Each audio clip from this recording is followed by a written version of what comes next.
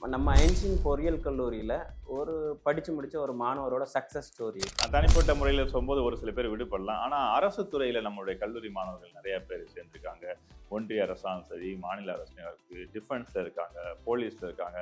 கடந்த வாரம் கூட ஒரு சிவில் ஸ்டூடெண்ட் வந்து இந்தியா அகழாய்வுத்துறை ஆர்க்கியாலஜி டிபார்ட்மெண்ட்ல போய் ஜாயின் பண்ணிக்கிற ஒரு பெருமை. ஸோ பொறியாளர்னாலே டெக்னிக்கலா மட்டுமே இல்லாம, இது போன்ற வேலைகள செய்றதெல்லாம் நெறையா மாணவர்கள், அதே மாணவிகள் கூட நெறைய பேர் நல்ல நல்ல வேலைக்கெல்லாம் போய் காவல்துறை அதிகாரிகளா போய் சாதனை படைக்கலாம் பார்க்க போட்டிருக்காங்க.